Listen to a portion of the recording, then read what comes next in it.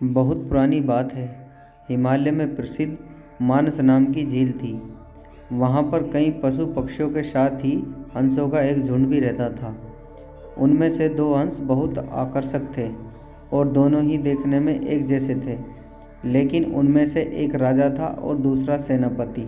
राजा का नाम धृतराष्ट्र और सेनापति का नाम सुमुखा था। झील का नज़ारा बादलों के बीच में स्वर्ग जैसा प्रतीत होता था। उस समय झील और उसमें रहने वाले हंसों की प्रसिद्धि वहां आने जाने वाले पर्यटकों के साथ देश विदेश में फैल गई थी।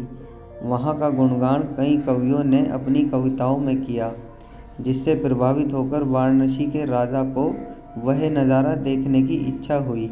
राजा ने अपने राज्य में बिल्कुल वैसी ही झील का निर्माण करवाया और वहां पर कई प्रकार के सुंदर और आकर्षक फूलों के पौधों के साथ ही स्वादिष्ट फलों के पौधे भी लगवाए। साथ ही विभिन्न प्रजाति के पशु पक्षियों की देखभाल और उनकी सुरक्षा की व्यवस्था का आदेश भी दिया। वाराणसी का यह सरोवर भी स्वर्ग जैसा सुंदर था, लेकिन राजा के मन में अभी उन दो हंसों को देखने की इच्छा थी जो मानस सरोवर में रहते थे।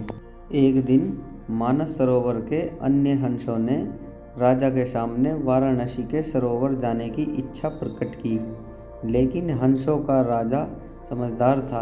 वह जानता था कि अगर वो वहां गए तो राजा उन्हें पकड़ लेगा।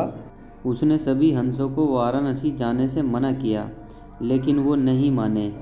तब राजा और सेनापति के साथ सभी हंस वाराणसी की ओर उड़ चले। जैसे ही हंसों का झुंड उस झील में पहुंचा तो अन्य हंसों को छोड़कर प्रसिद्ध दो हंसों की शोभा देखते ही बनती थी। सोने की तरह चमकती उनकी चोंच, सोने की तरह ही नजर आते उनके पैर और बादलों से भी ज़्यादा सफ़ेद उनके पंख हर किसी को अपनी ओर आकर्षित कर रहे थे। हंसों के पहुंचने की खबर राजा को दी गई। उसने हंसों को पकड़ने की युक्ति सोची और एक रात जब सब सो गए तो उन हंसों को पकड़ने के लिए जाल बिछाया गया। अगले दिन जब हंसों का राजा जागा और भ्रमण पर निकला तो वह जाल में फंस गया। उसने तुरंत ही तेज आवाज़ में अन्य सभी हंसों को वहां से उड़ने और अपनी जान बचाने का आदेश दिया।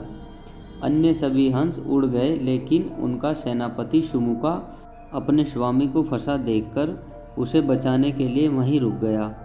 इस बीच हंस को पकड़ने के लिए सैनिक वहां आ गए। उसने देखा कि हंसों का राजा जाल में फंसा हुआ है और दूसरा राजा को बचाने के लिए वहीं खड़ा हुआ है। हंस की स्वामी भक्ति देखकर सैनिक बहुत प्रभावित हुआ और उसने हंसों के राजा को छोड़ दिया। हंसों का राजा समझदार होने के साथ साथ दूरदर्शी भी था। उसने सोचा कि अगर राजा को पता चलेगा कि सैनिक ने उसे छोड़ दिया है तो राजा इसे जरूर प्राणदंड देगा। तब उसने सैनिक से कहा कि आप हमें अपने राजा के पास ले चलें। यह सुनकर सैनिक उन्हें अपने साथ राज दरबार में ले गया।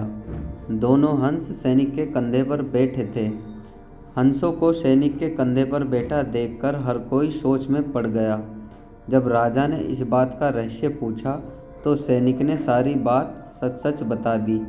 सैनिक की बात सुनकर राजा के साथ ही सारा दरबार उनके साहस और सेनापति की स्वामी भक्ति पर हैरान रह गया और सभी के मन में उनके लिए प्रेम जाग उठा।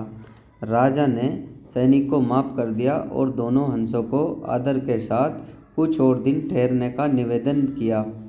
हंस ने राजा का निवेदन स्वीकार किया और कुछ दिन वहां रुककर वापस मानस झील चले गए।